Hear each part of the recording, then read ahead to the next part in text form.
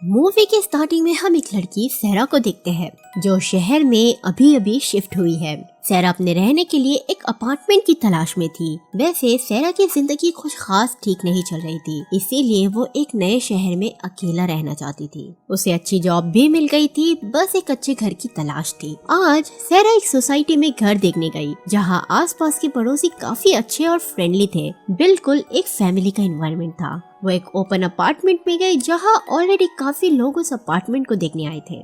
वहाँ उसकी मुलाकात इवेंट मैनेजर जेरी से हुई। जेरी उसे अपार्टमेंट को अच्छी तरह से चेक करने के लिए कहता है अगर वो उसे लेने में इंटरेस्टेड है तो। सैरा पूरे अपार्टमेंट को अच्छी तरह से देखने लगी। वहाँ उसे वॉल पर अजीब निशान दिखे जिसे प्लास्टर से कवर किया गया था। खैर उसके बाद वो जेरी से बातें करती है। जेरी उसे बताता है कि ये नो पेट नो स्मोकिंग अपार्टमेंट है, मतलब यहाँ अपार्टमेंट में पेट रखना या स्मोकिंग करना अलाउ नहीं था। जिस पर सैरा उसे कहती है कि वो स्मोकिंग नहीं करती और ना ही उसके पास कोई पेट है। रात में मोटेल में हम सैरा को देखते हैं और हमें पता चलता है कि सैरा ने तो जेरी से झूठ कहा था कि उसके पास कोई पेट नहीं है, जबकि उसके पास पेट कैट थी। सैरा को उसके डैड का कॉल आता है। उसके डैड उसके लिए वरीड थे और पूछते हैं कि वो घर कब आ रही है, जिस पर वो कहती है कि वो अभी नहीं आ सकती बिकॉज उसे यहाँ जॉब मिल गई है। उन दोनों की कॉन्वर्सेशन से हम समझ पाते हैं कि सैरा और उसके डैड के रिलेशन ठीक नहीं चल रही थी। अगले दिन वो अपनी नई जॉब पर गई। वहाँ उसकी लीजा नाम की कलीग से अच्छी फ्रेंडशिप हो गई। उसके बाद सैरा को उसी सोसाइटी से कॉल आया जहाँ वो अपार्टमेंट देखने गई थी। उसे इन्फॉर्म किया जाता है कि रेसिडेंसी अप्रूव हो गई है और वो जल्दी शिफ्ट हो सकती है। अब सैरा देरी ना करते हुए जल्द से जल्द सामान शिफ्ट करने लगी। वो अपने साथ उसके पेट कैट को भी सामान में छुपा कर लाई थी। रास्ते में उसकी मुलाकात एक गुड लुकिंग बंदे से हुई। उसका नाम ब्रायन था जो कि उसके अपार्टमेंट के बगल में रहता था। फिर वो सोसाइटी के और भी लोगों से मिली। वो लोग सैरा से बहुत फ्रेंडली थे। इनफैक्ट जो इवेंट मैनेजर था जेरी, वो भी वही रहता था। वो भी काफी फ्रेंडली था। पर एक आदमी दूर बैठा हुआ सैरा को देख रहा था। ये लेस्टर था। सैरा भी उसे नोटिस करती है। वो बहुत अजीब लग रहा था। बाद में वो सैरा को अप्रोच करता है और उसे एक बुक देता है जिस पर पावर ऑफ कम्युनिटी लिखा था। उसका कहना था कि ये सैरा को बहुत काम आएगी। ऑफ कोर्स सैरा उसे लेने से मना कर देती है क्योंकि उसे बुक की जरूरत नहीं थी और लेस्टर से उसे काफी क्रीपी वाइब्स आ रही थी। अब रात में सैरा को सोने में प्रॉब्लम हो रही थी क्योंकि उसकी स्लीपिंग पिल्स खत्म हो गई थी। फिर भी वो सोने का ट्राई करती है लेकिन अजीब सी आवाजें उसे परेशान करती है। वो बाहर से आ रही थी। एक तो पहले ही उसे नींद नहीं आ रही थी और उस पर से ये शोर। बेचारी पूरी रात सो नहीं पाती। अगले दिन वो फिर से अपना सामान धीरे धीरे शिफ्ट करने में लग जाती है। सैरा मैट्रेस को अपार्टमेंट में ला रही थी, तभी ब्रायन आकर उसकी हेल्प करता है, लेकिन वो अपार्टमेंट के बाहर ही ब्रायन से मैट्रेस ले लेती है। उसे डर था कि कहीं उसके कैट वाला झूठ पकड़ा न जाए क्योंकि उसकी कैट अपार्टमेंट के अंदर ही थी। अब लगभग हर रात सैरा को अजीब सी आवाजें सुनाई दे रही थी जिस वजह से वो पूरी रात नहीं सो पाती। एक रात तो उसे आवाजें अपार्टमेंट के अंदर से ही आ रही थी। वो फौरन पूरा अपार्टमेंट चेक करती है, तभी उसे दरवाजा थोड़ा खुला हुआ दिखा। वो जल्द ही दरवाजे को लॉक कर देती है। उसी सुबह उसे एक लेटर मिला जिसमें पेट वार्निंग थी, मतलब किसी को तो पता था कि सैरा के पास कैट है। वो बाहर जाकर देखती है कि कौन हो सकता है, लेकिन सभी लोगों को तो वो जानती थी और वो बहुत अच्छे भी थे, तो वो ऐसा क्यों करेंगे। तभी उसे लेस्टर दूर खड़ा दिखा जो उसे ही घूर रहा था। सैरा उसे आवाज देती है तो वो भाग जाता है। ब्रायन भी उसके घर से निकलता है और उसे रात में होने वाली पार्टी के लिए इनवाइट करता है जो ब्रायन के घर में ही होने वाली थी। ऑफिस में सैरा को काम करने में परेशानी हो रही थी क्योंकि वो कई रात से सोई नहीं थी। ऐसे में उसकी बॉस उस पर और वर्कलोड डाल देती है और उसे जल्दी काम खत्म करने के लिए कहती है। बेचारी सैरा। तभी लीसा अच्छी फ्रेंड होने के नाते उसे चीयर अप करती है कि कोई नहीं, हो जाएगा काम। रात में वो सैरा का मूड ठीक करने के लिए उसके साथ घर भी आई। तभी कॉरिडोर में उनकी मुलाकात ब्रायन से हुई। सैरा भूल गई थी कि उसे ब्रायन ने इनवाइट किया था। वो उससे माफी मांगती है कि उसके दिमाग से ही निकल गया कि उसे पार्टी में आना था। अब अपार्टमेंट में सैरा लीजा से सारी बातें शेयर करती है कि कैसे वो कई दिनों से सोई नहीं है। अजीब आवाजें उसे हर रात परेशान करती है और किसी ने उसे धमकी वाला लेटर भी दिया है। लीजा उसे कहती है कि उसे खुद पर भरोसा करना चाहिए और दूसरे उसके बारे में क्या सोच रहे हैं उस पर ज्यादा ध्यान न दे, बस खुद के लिए अच्छा ही सोचे। रात में फिर से सैरा को आवाजें आ रही थी। इस बार तो उसे किसी चीज के जलने की बदबू भी आई। किचन में जाने पर उसे ओवन पर एक लेटर मिला। ये फिर से पेट वार्निंग का लेटर था, लेकिन उससे बड़ी बात वो बदबू सेरा की कैट के जलने से आ रही थी, जो किसी ने ओवन में डाल दिया था। सेरा को अपनी आंखों पर यकीन नहीं हो रहा था। वो कुछ करती उससे पहले ही किसी ने उसे पीछे से पकड़ लिया और चेयर से बांध दिया। सेरा को लग रहा था कि ये लेस्टर है, उसे यकीन था, लेकिन ये लेस्टर नहीं था बल्कि ब्रायन था, जो अभी तक सेरा के साथ इतना स्वीट और फ्रेंडली रह रहा था। जो जैसा दिखता है वैसा होता नहीं। ब्रायन एनेस्थीसिया का इंजेक्शन निकालता है सेरा को लगाने के लिए, लेकिन सेरा उससे पहले चेयर तोड़कर अपार्टमेंट के बाहर भागती है। ब्रायन भी उसके पीछे भागा। लकीली उसे डॉक्टर एस्तर मिल जाती है। सेरा की जान में जान आई कि वो अब बच जाएगी, पर कहा ना, जो जैसा दिखता है वैसा होता नहीं। एस्तर सेरा को पकड़कर ब्रायन के पास ले जाती है। दोनों मिलकर सेरा को अपार्टमेंट में घसीट कर ले जाने लगते हैं और सोसाइटी के बाकी लोग भी अब तक बाहर आ चुके थे, लेकिन कोई भी सेरा की हेल्प नहीं कर रहा था, बस खड़े रहकर तमाशा देख रहे थे। अब सब के सब सेरा के अपार्टमेंट में आ गए। पता चला कि ये सब तो डिनर पार्टी में ही होने वाला था, लेकिन सेरा वहाँ गई ही नहीं।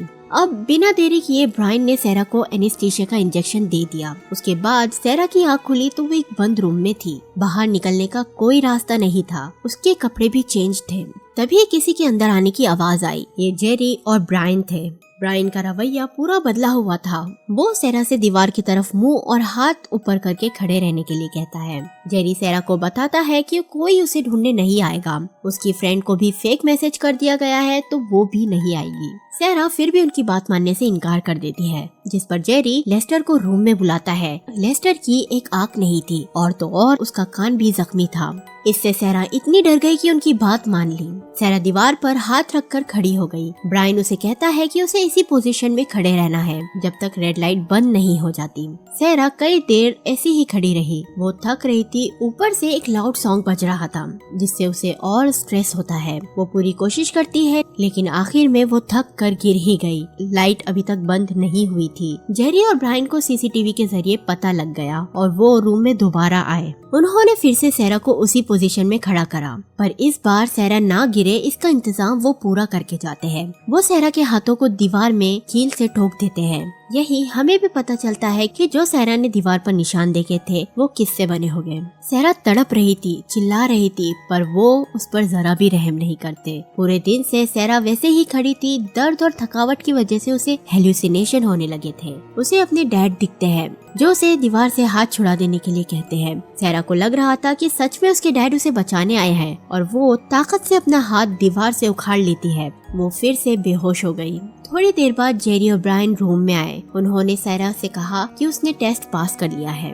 उसके बाद सोसाइटी के बाकी लोग सेरा का ट्रीटमेंट करते हैं, उसके जख्मों पर बैंडेज करते हैं और उसके कपड़े भी चेंज करते हैं। डॉक्टर एस्तर और एक लेडी सेरा को अपने हाथ पर बने निशान बताती है। मतलब यहाँ पर जितने भी लोग रहते थे उनके साथ भी यही हुआ था जो वो लोग सेरा के साथ कर रहे थे।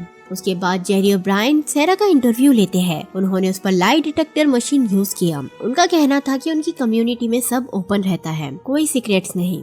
जेरी सेरा को उसके सेक्सुअल प्रेफरेंस और फर्स्ट सेक्सुअल एक्सपीरियंस के बारे में पूछता है और भी कई पर्सनल सवाल करता है। उसके बाद जेरी सेरा को पढ़ने के लिए पावर ऑफ कम्युनिटी की बुक देता है। दोस्तों, आपको याद होगा तो ये वही बुक है जो लेस्टर सेरा को देना चाहता था।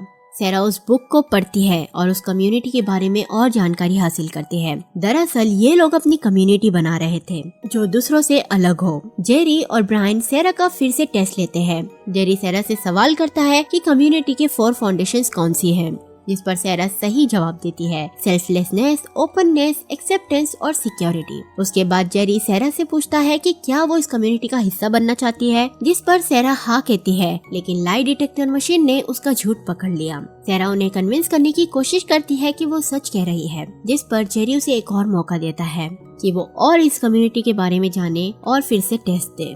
फिर उसे क्लासरूम में ले जाया जाता है जहाँ बहुत सारे बच्चे उस कम्युनिटी के बारे में सीख रहे थे। टीवी पर एक चार्ल्स नाम के इंसान का इंटरव्यू चल रहा था। चार्ल्स ने ही इस कम्युनिटी की शुरुआत की थी अपने क्रेजी और स्कैरी आइडियाज के साथ। सेरा धीरे धीरे कम्युनिटी के 4 फाउंडेशंस के बारे में समझ रही थी, जो थे सेल्फलेसनेस, ओपननेस, एक्सेप्टेंस, और सिक्योरिटी। उसके बाद जेरी को लग रहा था कि अब सेरा तैयार है कम्युनिटी की और जिम्मेदारियां संभालने के लिए, तो वो उसे एक मॉनिटर रूम में ले जाता है, जहां सेरा को पता चलता है कि सोसाइटी की हर अपार्टमेंट में सीसीटीवी कैमरास लगे हुए थे और हर रेसिडेंट पर नजर रखी जाती है। इनफैक्ट मॉनिटरिंग रूम में भी कैमरा लगा हुआ था। सेरा ब्रायन से पूछती है कि उन्हें कौन देख रहा है। ब्रायन उसे कहता है कि ये उसका काम नहीं है, वो अपने काम पर ध्यान दे।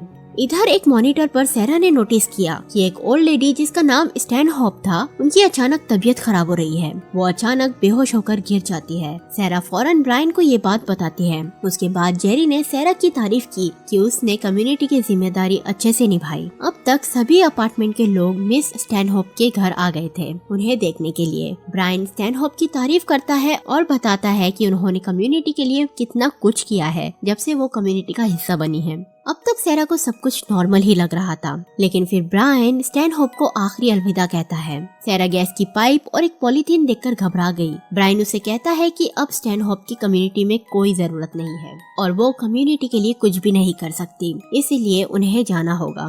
और हैरत की बात तो ये थी कि ये सब स्टैनहोप की मर्जी से हो रहा था। सेरा ना चाहते हुए भी ये सब होते हुए देख रही थी। ब्रायन स्टैनहोप को प्लास्टिक बैग पहना देता है और उसमें जहरीली गैस छोड़ दी जाती है, जिससे स्टैनहोप की मौत हो गई।